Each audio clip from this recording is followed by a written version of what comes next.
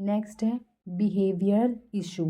Autism से affected individual अक्सर repetitive और एबनॉर्मल बिहेवियर दिखाता है। साथ ही वह सेंसरी इनपुट्स के टूवर्ड्स हाइपर सेंसिटिव हो सकते हैं, जिनमें विजुअल, हियरिंग, टच की सेंसेस शामिल होती हैं। इसके कारण वो तेज आवाज़ों या रोशनी या कुछ ऐसी सेंसरी इनपुट्स को बर्दाश्त नहीं कर पाते। सेंसरी सेंसिटिविटी कुछ लोगों को सॉक्स पहनने, कपड़ों में टैग लगे होने या चिपचिपे हाथों से खाने, घास पर नंगे पांव चलने जैसी चीज़ें पेनफुल लग सकती है।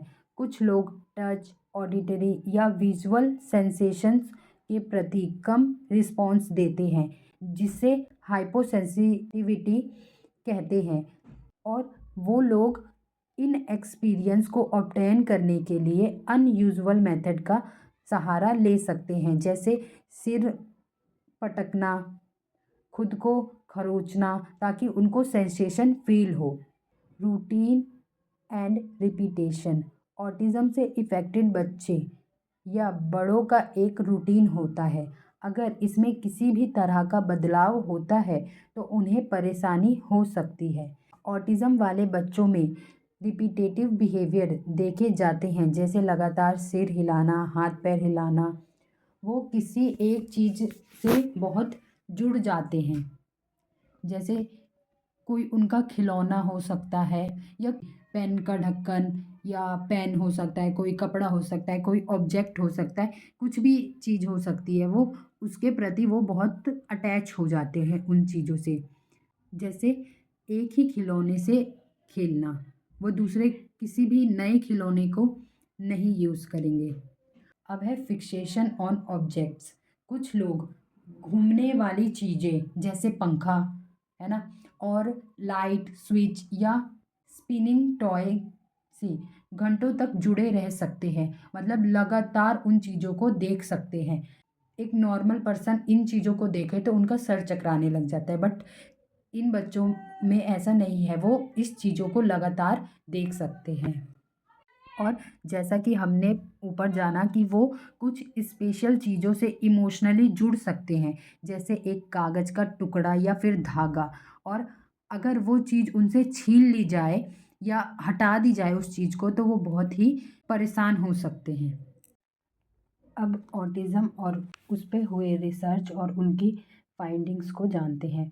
ऑटिज़म को लगभग 50 साल पहले साइकेट्रिक लिटरेचर की लिस्ट में जोड़ा गया था। इसके कॉजेज़ को समझने के लिए बहुत रिसर्च और थ्योरीज सामने आई हैं, लेकिन अभी तक साइंटिस्ट किसी एक स्पेसिफिक कॉज पर नहीं पहुँचे।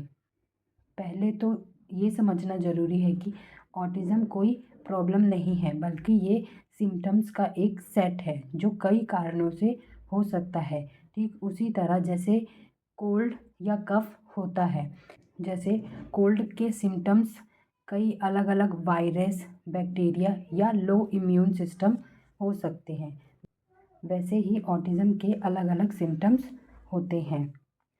अब इसमें एक क्वेश्चन उठता है कि क्या वैक्सीन ऑटिज़म का एक कारण है?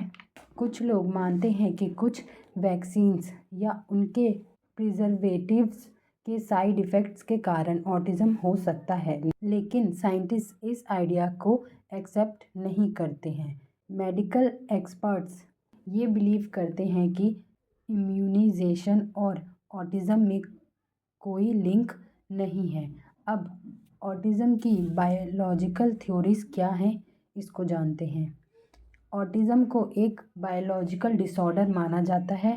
पहले कुछ रिसर्चर का मानना था कि ये पेरेंट्स, स्पेशली माँ की खराब परवरिश, अटैचमेंट स्किल्स के कारण होता है, लेकिन ये आइडिया गलत साबित हुआ और इससे पेरेंट्स को अननेसेसरी गिल्ट फील होता था। ऑटिज़म में मेन प्रॉब्लम ये होती है कि अफेक्टेड पर्सन सोशली किसी से इंटरेक्ट नहीं हो पाते।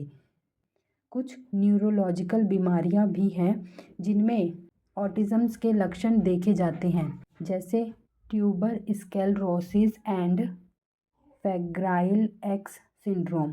ये दोनों इनहेरिटेड डिसऑर्डर हैं। दूसरा सेरिब्रल डिसजेनेसिस, ये ब्रेन के एबनॉर्मल डेवलपमेंट से जुड़ा होता है।